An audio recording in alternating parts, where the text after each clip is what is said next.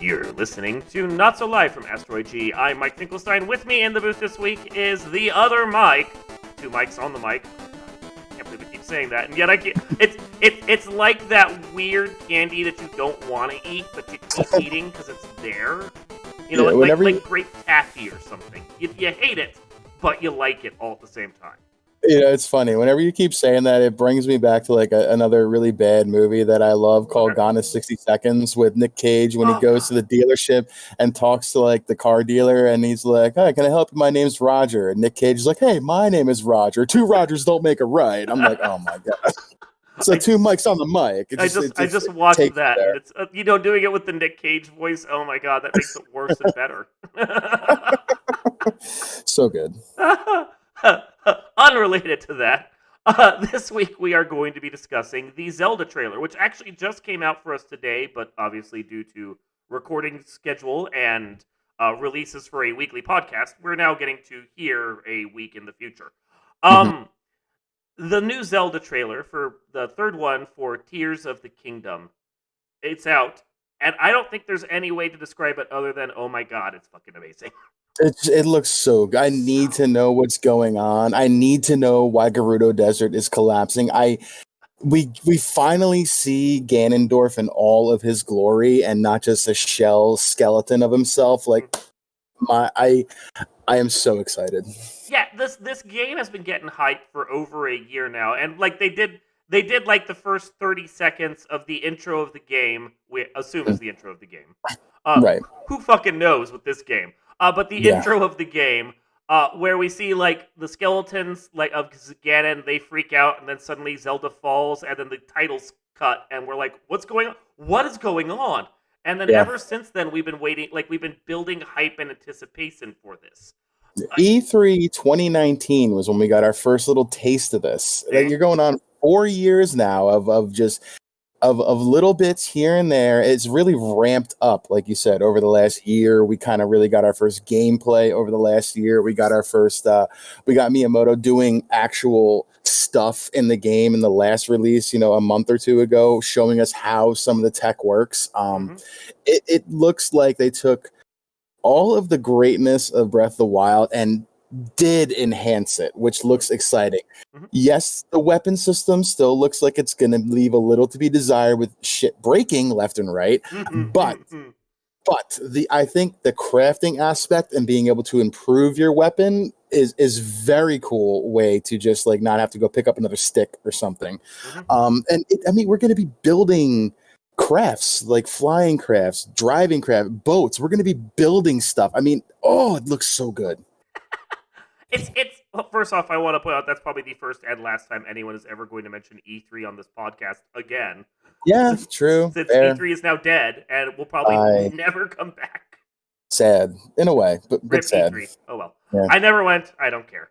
The whole reason they're giving for why they are not doing it now is the exact reason why I don't care about E3. We have the internet. Who gives a shit about E3? So, bottom line, that's the way it is. And Nintendo has proven that they could have gone to E3, or they could just release this trailer now and build hype for the game in a month. And wow, it is interesting. They basically for this new trailer, this third trailer, which you should go and look online because it's a masterpiece. A masterpiece of a trailer, and that's the thing. Trailers are meant to provide not just a taste of the game, but a taste of the world. Like the best movie trailers are the ones that suck you in without divulging anything. I always flash back to, when I'm talking about a trailer, a good trailer, the best trailer. I always flash back to Girl with the Dragon Tattoo, the David Fincher version. Not the movie, the trailer for it. Because the trailer for it is like this weird music video and that has that pulse-pounding cover of a song.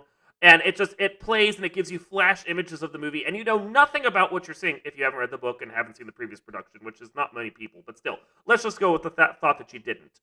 Even if you know nothing about the productions that came before, the book or any of that, the trailer sucks you in a way that just makes you more curious about the world and gives you the flavor of the movie to come. And it's good on that.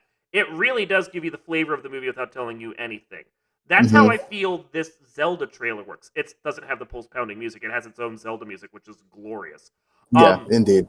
but it gives you flashes and bursts and ideas and lets you know what's coming in the world without in any way, shape, or form telling you any fucking thing about the plot.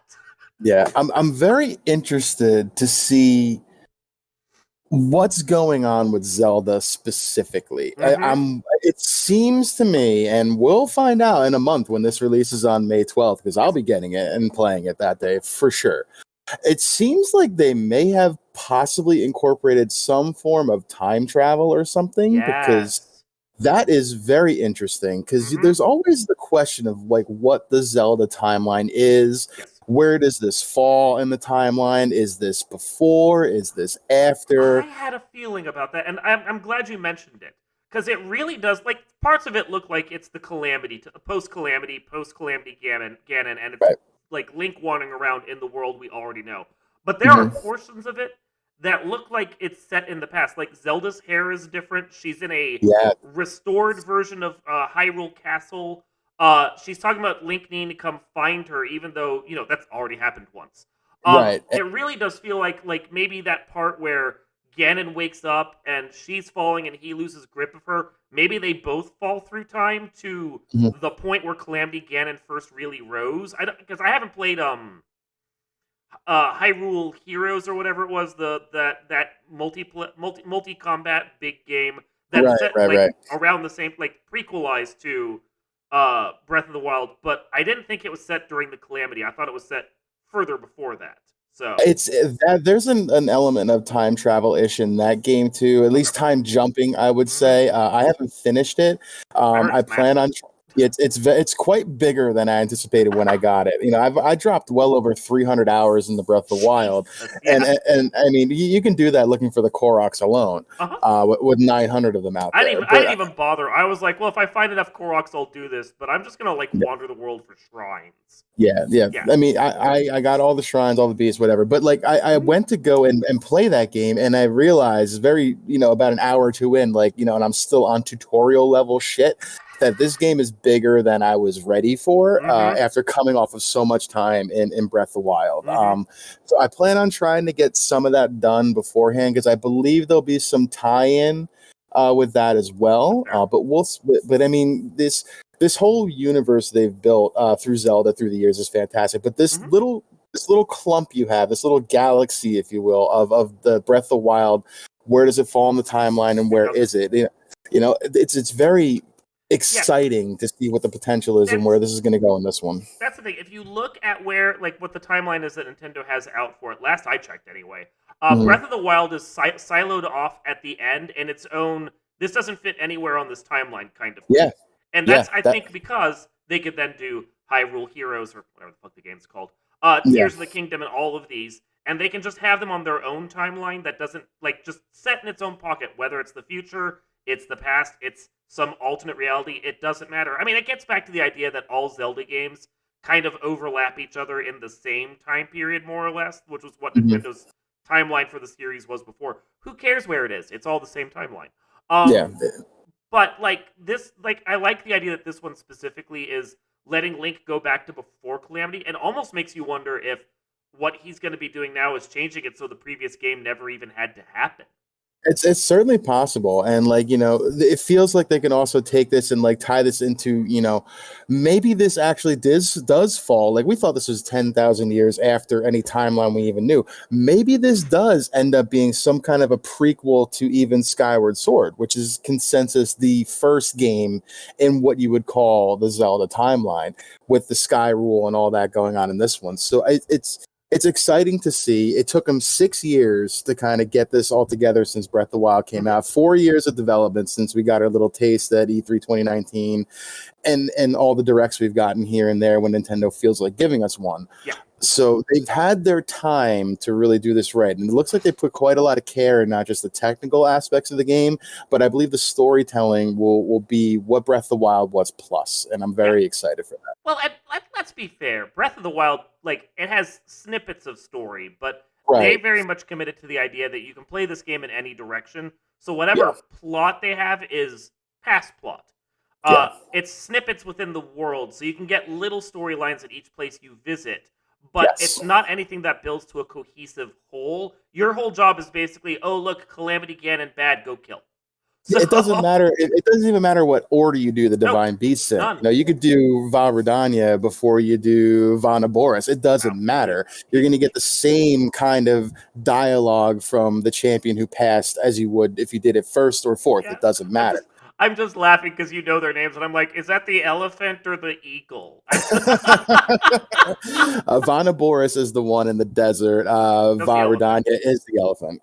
Yeah. I'm Yeah. just like, I don't know. I just went I in put a there and lot of hours into this game, my you did. brother. I mean, I will not deny I loved exploring the world. I loved the shrines. I hated the Mhm. dungeons. The weird little elephant or animal dungeons, the four of them, they were obtuse to like a degree I just did not expect. It was like they tried to take your classic Zelda dungeon, if you Mhm. will, and incorporate it into some kind of like labyrinth with some trials and testing throughout the Yeah. whole thing. You basically took like 5 or 6 shrines and put Mhm. them in one thing. When the game was much better with these little, Yeah. It was. aside from Hey. the movement, the when you had to do the controller, the movement to like move the puzzles around, Mhm. to like move a ball from like one end to the other using like the motion controls. Aside Yeah. from those dungeons, they were brilliantly done. So that it felt lacking in your classic Zelda dungeon aspect. Mhm. So I understand where you're coming from. Yeah, well, and it's the thing I hated about them is a problem I have with a lot of games. It's like, here are the mechanics. We're going to tutorial you on the mechanics. This is what your mechanics can do. We're going to show you some variants. We're going to show you some things. You're good. This is what you need to know. Then I went Mhm. to like the first of the animal dungeons, and I spent 15 minutes staring at a puzzle going, I don't have a fucking clue how I'm supposed to finish this. I just looked at it for a while. I'm like, am I supposed to come back with a special power? Is there a special Right. power? What am I supposed to do with this? And then eventually I looked it up on a like a FAQ, and they're like, well, you use this power this way and do it like this. And I'm sitting there going, how the fuck am I supposed to know I can even? The game doesn't tell me that's a possibility. There's no deductive reasoning for me to understand that's what's supposed to happen. You just Mhm. expect I'm going to piece it together on my own.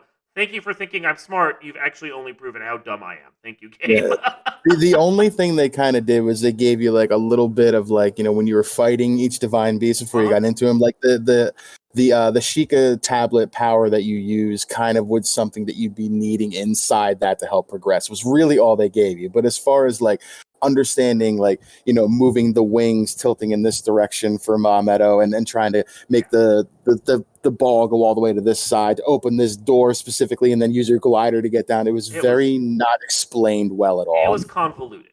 Yeah, at Yeah. best. At Yeah, best. and I think honestly, if I were to play the game again, I would play it in a different order because, like, one of the divine beasts, when you kill them, you get that like health revive power. Oh, Uh, Beef Grace. y- Broken. yeah, Broken.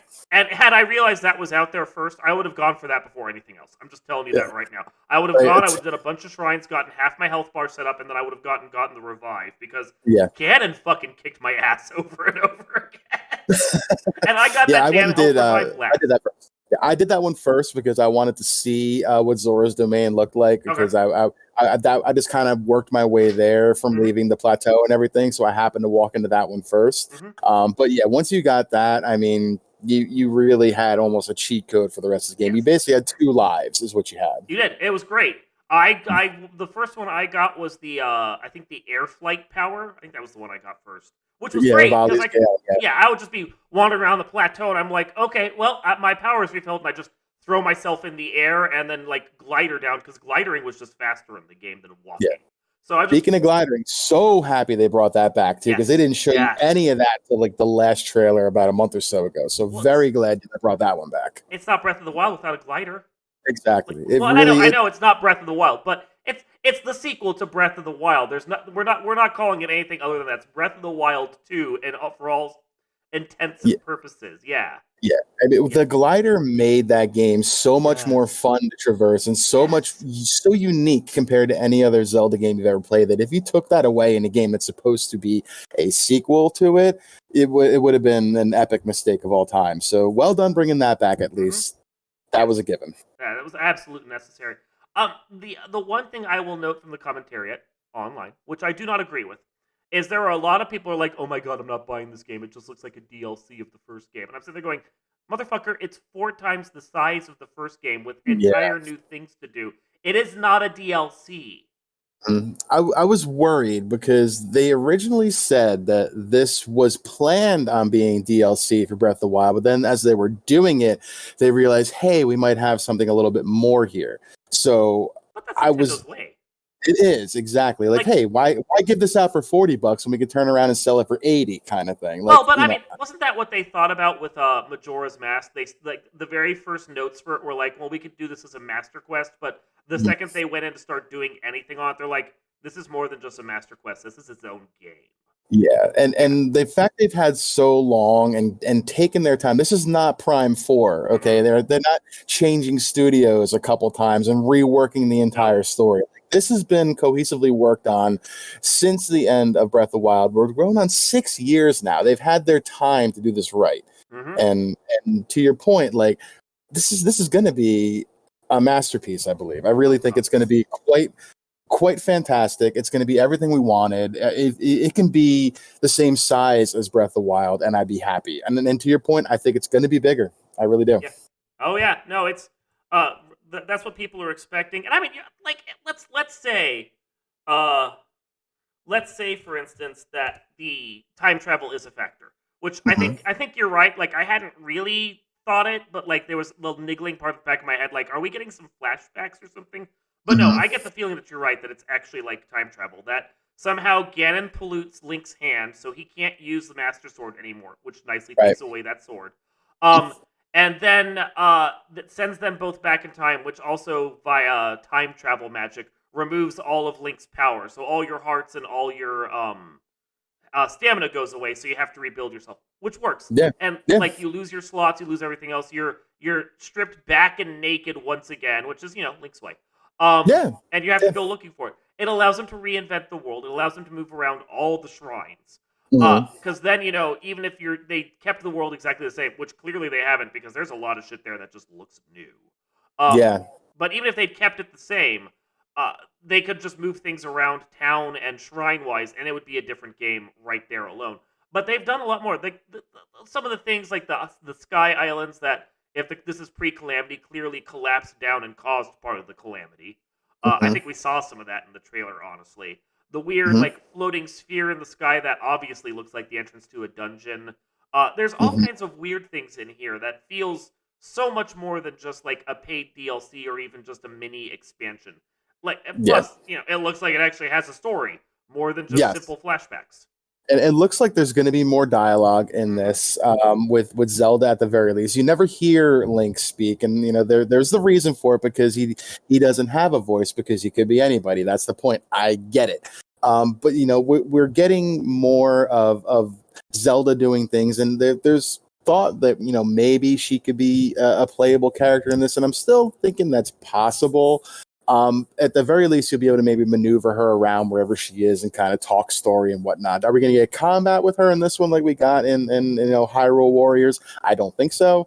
But I mean, you never know. But the point is, you're right. Story is going to be expanded upon. There's going to be more to see, more to do. You took Hyrule and now you put it in the air as well. You doubled its size, like you said. We're going to have actual dungeons here. There's going to be underground. It's impossible that this game is not bigger than Breath of the Wild was. And that's what people loved about it. Open world. You can go wherever you want. You can do anything.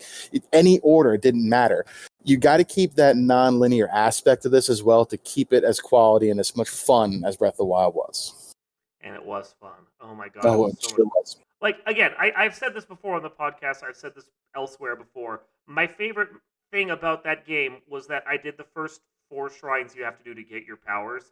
And the ghost of the king is like Calamity Ganon is over that way. Maybe you should go to the town to the east and go talk to people and get yourself set up. And I'm like, Mm. cool, bro, that sounds cool. And then I fucked off to the west, and I Yeah. did 60 shrines before I even made it back to town.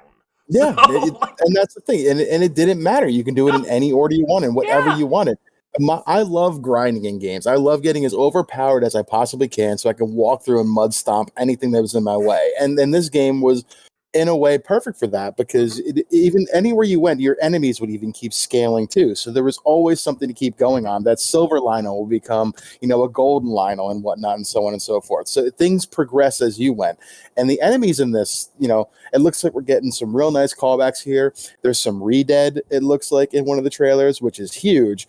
We'll see if we ever can get some Dark Nuts back in there, something from a real classic ones. The Gleeok looks like it's back from the original Zelda, the three-headed dragon. Like, there's some really good fan service yet quality stuff in here for your classic Zelda fan, which also leads me to think the time travel is possible because these are enemies we didn't see in Breath of the Wild. Maybe they're long gone and now we're back to where they are. So I'm just saying, we'll see.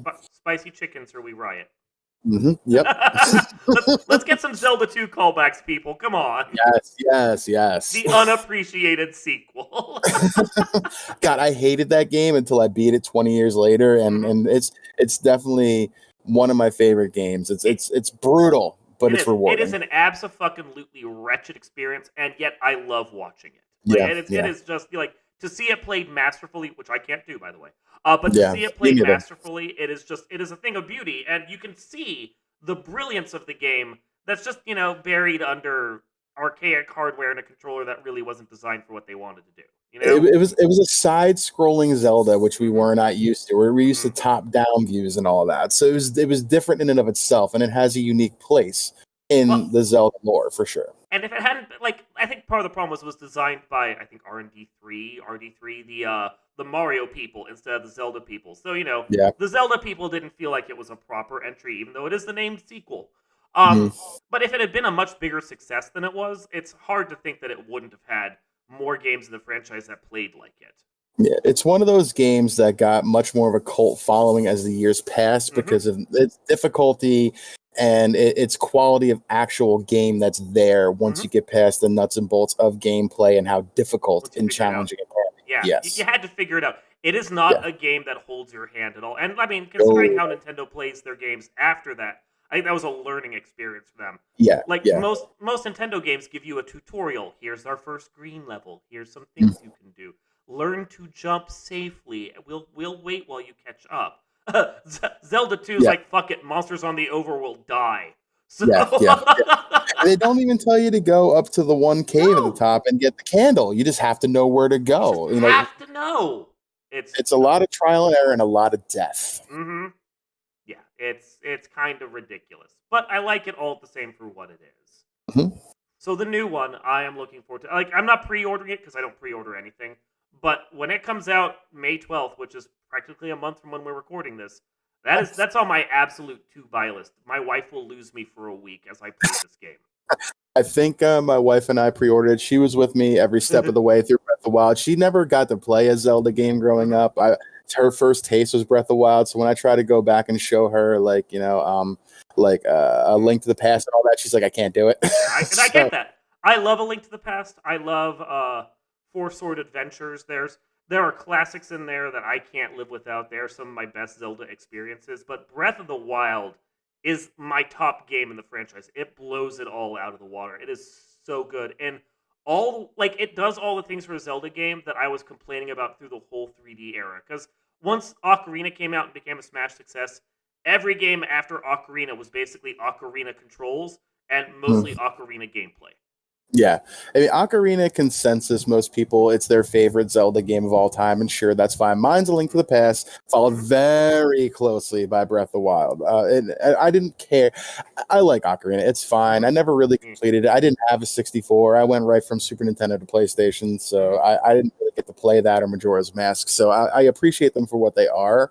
But to me, this game, the anticipation for this is so high and so great that it's you cannot screw this up if you tried, in my opinion.